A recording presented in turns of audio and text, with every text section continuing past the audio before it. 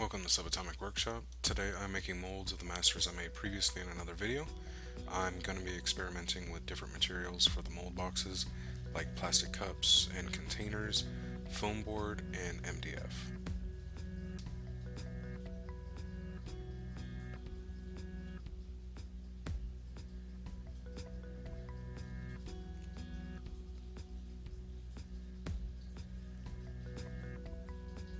And the first material I'm trying is all foam board. I didn't measure any of the pieces I cut, which would probably make it a lot easier if I did, so I would recommend doing that. And then I hot glued the walls to the base.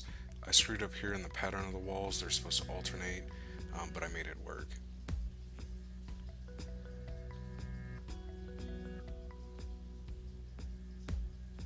And then I just went ahead and hot glued all the gaps shut.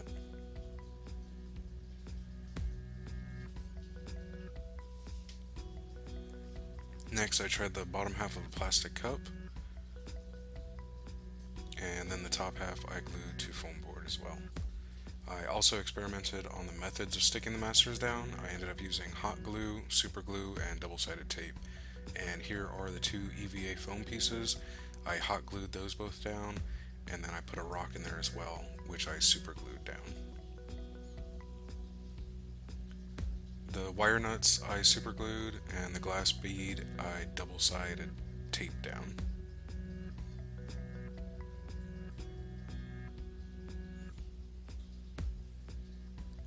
And in this Cool Whip container, I was trying to super glue the wood, but the bottom was not completely flat and the super glue didn't want to stick, so I ended up hot gluing them in place.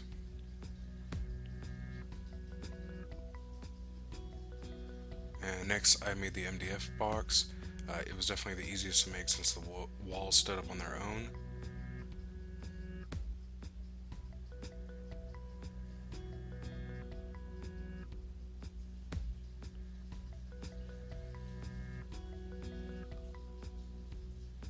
And then sealed up all the gaps.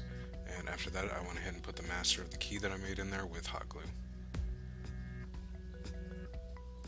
Next I tried a small bathroom cup. It's a different feeling plastic than the clear cup.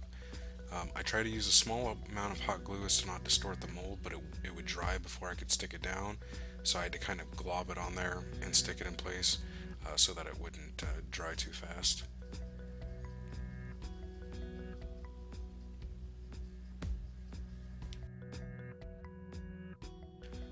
And here's the top of that small cup, and I put a small piece of styrofoam in this one with hot glue.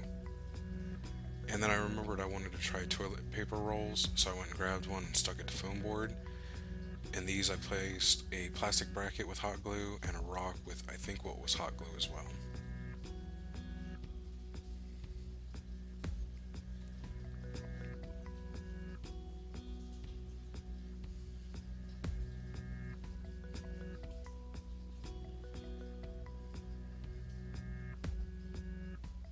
And with the remaining toilet paper roll I put in small rubber pieces with super glue.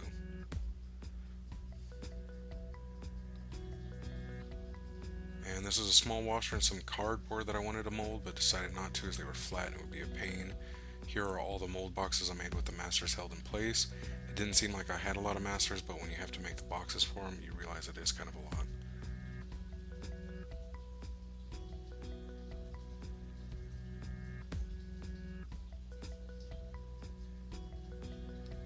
And here's the mold making compound I use. I got it from Michaels with a coupon. I would have liked to use Smooth On stuff, but I got this for pretty cheap and didn't have to wait to have it shipped. It's called Amazing Mold Rubber, and this particular type and brand was to be measured by weight 10 to 1, so I measured it out.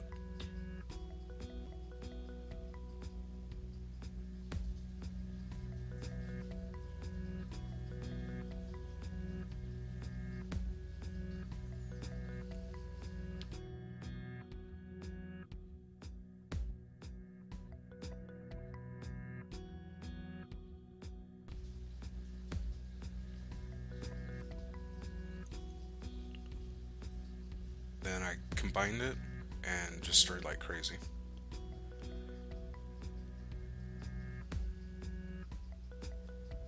Unfortunately, this one batch only filled this one container, So what I ended up doing was just mixing up the whole catalyst with the whole base, and using that. Then went ahead and just used the same steps, added it together, stirred it like crazy, and then went ahead and poured it over all my masters. And I poured them while they were on the table and I was just above it, and I did it with as thin of a stream of rubber coming down as I could. We'll have to see once I'm done if there are any bubbles, and if so, I'll pour the next batch from a higher location.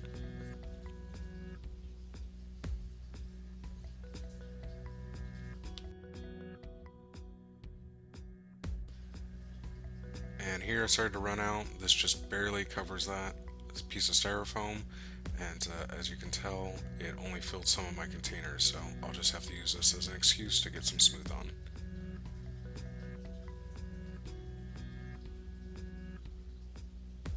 And here I'm removing the molds. I was working outside before making this part of the video and forgot to clean my nails, so I know they're grody. Don't give me too much grief.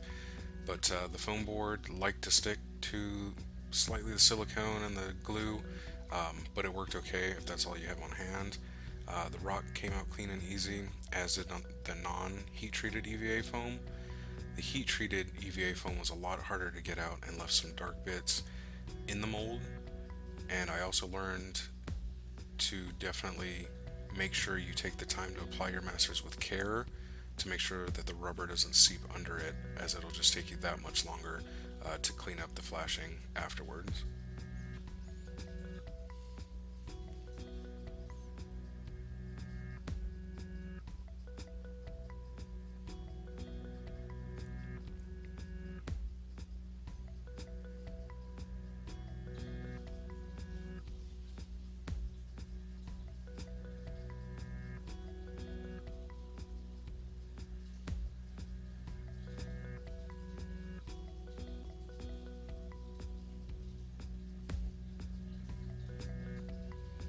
All the plastic cups came away clean as I expected, as did the styrofoam, which I was a little surprised by. I thought it would kind of get into some of the cracks.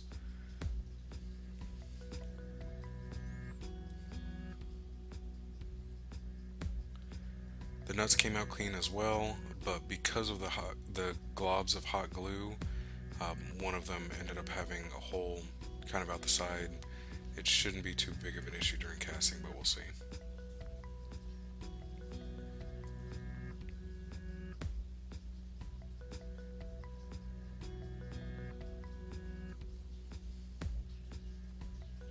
The toilet paper roll worked well enough. They were a little bit of effort to remove, but definitely a viable option, especially since they are something everyone has. The rubber pieces themselves came out clean as well.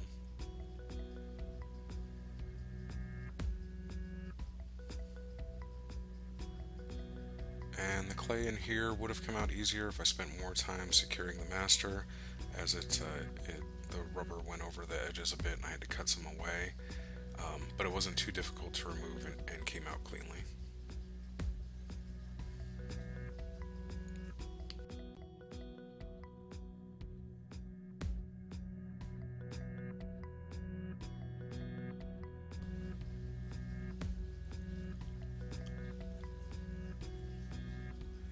Now, the MDF was nice to use because all the sides were flat and it is reusable. The primered wood came out clean as expected.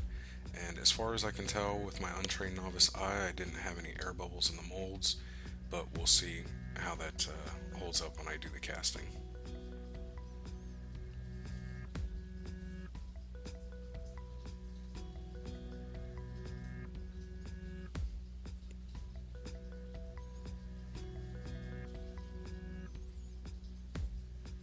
And here are all the molds that I got from that one package.